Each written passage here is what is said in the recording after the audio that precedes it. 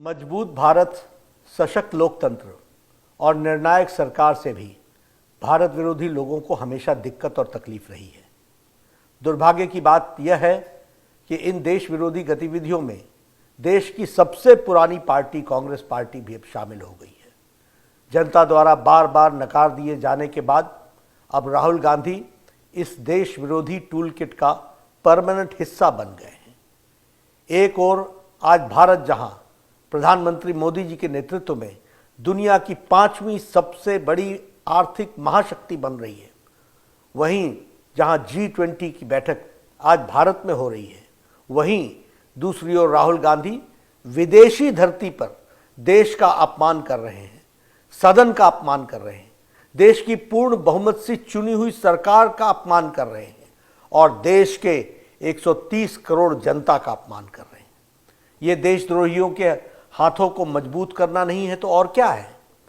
राहुल गांधी जी, आपने विदेश की धरती पर कहा कि भारत में लोकतंत्र खत्म हो गया है और यूरोप और अमेरिका इसमें दखल देना चाहिए। इससे शर्मनाक बात क्या हो सकती है। किसी दूसरे देश से भारत के आंतरिक मामलों में दखल देने की मांग करना भारत की संप्रभुता पर हमला है। मैं राहुल गांधी से जानना चाहता हूं कि यूरोप और अमेरिका को भारत के आंतरिक मामलों में दखल देने के लिए उकसाने के पीछे उनकी मंशा क्या है। विदेशी षड्यंत्रकारियों से मिलीभगत करके आप भारत की आर्थिक घेरेबंदी और सामरिक घेरेबंदी करवाने का प्रयास कर रहे हैं। स्वतंत्र भारत के इतिहास में विषम से विषम स्थिति में भी आज तक देश किसी भी बड़े नेता ने विदेश में जाकर के विदेशी ताकतों से भारत सरकार के खिलाफ कार्रवाई करने की आह्वान नहीं किया है। राहुल जी, आपको यह कृत्य स्वतंत्र भारत के इतिहास का सबसे गंभीर मामला है। इससे जनता को भारी आक्रोश है, जनप्रतिनिधियों में भी आक्रोश दिख रहा है। हर राष्ट्रभक्त सांसद इस समय अंदर से आहत है। राहुल गांधी, आपको देश के खिलाफ इस पाप के लिए देश की जनता से माफी मांगनी ही होगी।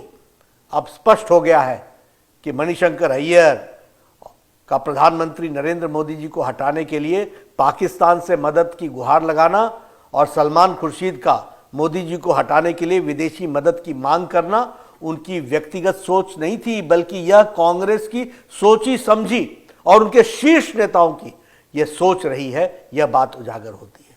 जिस इंग्लैंड ने हमें और हमारे ऊपर वर्षों तक शासन किया, उसी के सरजमीन पर जाकर राहुल गांधी ये कहें स्वयं भारत में विदेशी ताकतों से दखल देने की मांग कर रहे हैं, यह देश का दुर्भाग्य नहीं है तो और क्या है। मुझे संदेह है कि राहुल गांधी भारत के लोकतंत्र की कितनी जानकारी रखते हैं, कितना समझते हैं। अच्छा होता स्वतंत्र भारत के लोकतांत्रिक इतिहास को यदि राहुल गांधी सही तरीके से पढ़ते और उन्हें पता चलता कि लोकतंत्र की हत्या किसने की है और लोकतंत्र की रक्षा किसने की है। राहुल गांधी जी, आप आपातकाल के इतिहास को पढ़िए।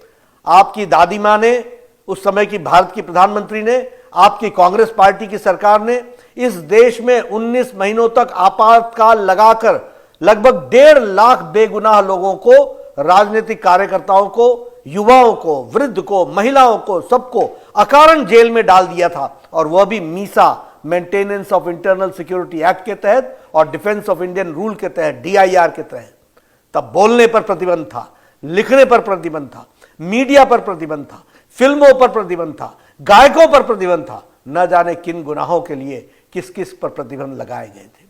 राहुल गांधी जी, आपकी पार्टी ने तो देश को सभी संवैधानिक व्यवस्थाओं को ध्वस्त किया है, न्यायपालिका को भी कमजोर करने में कोई कसर नहीं छोड़ी थी। आपकी सरकारों ने लगभग 90 बार राष्ट्रपति शासन लगाकर चुनी हुई लोकतांत्रिक सरकारों को बेवजह बर्खास्त किया है। यह होती है लोकतंत्र की हत्या। राहुल जी, आपकी पार्टी के द्वारा जिस ढंग से आपातकाल को लगाकर देश के संविधान को समाप्त करने का प्रयास किया गया, उसका प्रतिकार इसी देश की जनता ने किया था। आपके शासन को उखाड़ फेंका था, किसी विदेशी ताकत ने नहीं। राहुल गांधी जी, आप विदेशी धरती पर भारत को बदनाम कर रहे हैं, जबकि आज दुनिया में भारत को सलाम कर रही है दुनिया। इटली के PM ने हमारे प्रधानमंत्री नरेंद्र मोदी जी को सबसे लवेबल पीएम कहा है। वर्ल्ड बैंक से लेकर आईएमएफ तक ने भारत के विकास गाथा की सराहना की है। जर्मनी के चांसलर ने भारत के विकास को अद्भुत बताया है। अमेरिका, फ्रांस, जापान, ऑस्ट्रेलिया, रूस, ब्रिटेन, यूएई, सऊदी अरब सहित तमाम देश प्रधानमंत्री नरेंद्र मोदी जी के नेतृत्व की सराहना कर रहे हैं। लेकिन राहुल गांधी जी, देश का अपमान आप कर रहे हैं। यह है राहुल गांधी की समझ। यह है राहुल गांधी कहते हैं कि भारत राष्ट्र नहीं बल्कि राज्यों का एक संघ है, जिसे राष्ट्र के रूप में भारत में विश्वास ही नहीं है। उसकी सोच पर क्या कहा जा सकता है। Rahul Gandhi ji, Bharat mother of democracy है, जिसने पूरी दुनिया को लोकतंत्र की शिक्षा दी है। दुनिया की कोई ताकत भारत के लोकतांत्रिक परंपराओं को नुकसान नहीं पहुंचा सकती है। राहुल गांधी, आज आपको, आपकी पार्टी की देश में कोई सुनता नहीं है। देश की जनता आप पर विश्वास नहीं करती है। यही कारण है कि आज आपकी पार्टी को देश से लगभग सफाया हो चुका है। जब भी भारत में संसद का सत्र शुरू होने वाला होता है, देश विरोधी टूलकिट गैंग अचानक से एक्टिव हो जाती है। कभी पेगासस की झूठी रिपोर्ट पब्लिश हो जाती है, कभी आंदोलन को भड़काया जाता है, कभी कोई डॉक्यूमेंट्री आ जाती है, कभी कोई विदेशी अखबार की रिपोर्ट को लेकर हंगामा किया जाता है। कहा जाता है कि ताली एक हाथ से नहीं बजती है, मगर मुझे ऐसा लगता है कि यह एक हाथ तो 7 समुद्र पार और दूसरा यहाँ के दोनों मिलकर के ऐसी ताली बजाते हैं। अपने देश को भी बदनाम कर रहे हैं। और मुझे इसमें कोई संकोच नहीं होता कि आखिर भारत विरोधी जॉर्ज सोरस और राहुल गांधी की भाषा एक जैसी क्यों है। आखिर क्यों पाकिस्तान और कांग्रेस की भाषा एक जैसी है। आखिर क्यों देश विरोधी कांग्रेस नेताओं की भाषा एक जैसी है। विदेशी ताकतें भारत में को कमजोर और मजबूर गठबंधन की सरकार चाहती है, ताकि वे अपनी आवश्यकताओं के अनुसार अपने फायदे में सरकार का उपयोग कर सकें।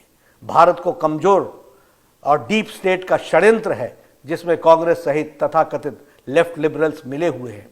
पर इस देश के करोड़ों देशभक्त नागरिक कांग्रेस और विदेशी षड्यंत्रकारियों की इन मंसूबों को कभी कामयाब नहीं होने देंगे।